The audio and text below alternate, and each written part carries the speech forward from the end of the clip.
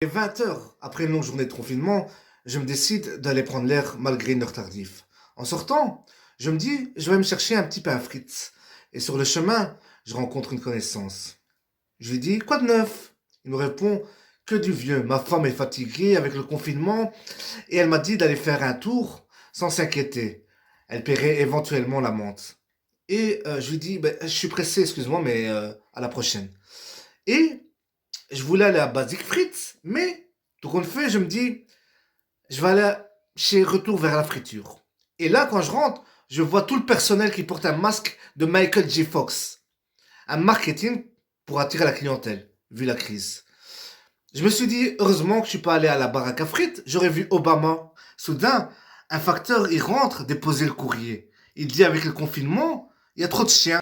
Et que les facteurs ont peur d'être mordus et d'attraper la rage. Donc, ils travaillent le soir. Je me dis, là vraiment, tout a changé. Et effectivement, quand je sors, je vois à l'horizon que tout a changé. J'aperçois à côté un salon de coiffure fermé qui s'appelle Faudra Tif Air.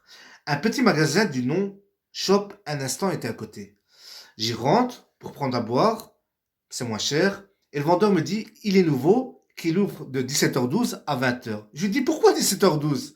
Il me répond, c'est à partir de cette heure-là que le soleil se couche. C'est plus cohérent et plus crédible par rapport au concept de Night Shop. Là, un mec ayant l'air déséquilibré pointe une arme sur nous et dit, il est 20h30, ce n'est pas un hold-up. Je ne suis pas méchant, je veux juste des bières.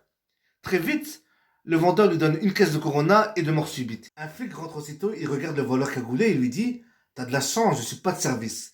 Et il lui propose tout de même un coup de main. Le voleur lui dit, t'es pas de service et tu veux me frapper? Le flic lui explique, non, je veux t'aider tout simplement. Et le voleur, sans réfléchir, accepta.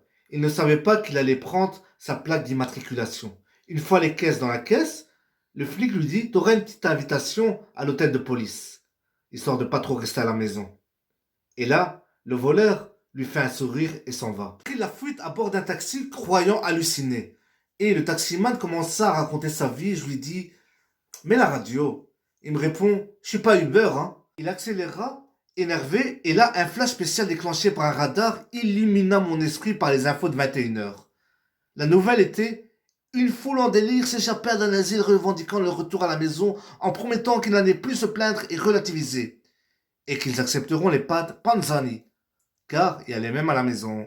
Bref, un pétage de plomb dans toute l'agglomération, je m'étais cru un court instant dans la quatrième dimension.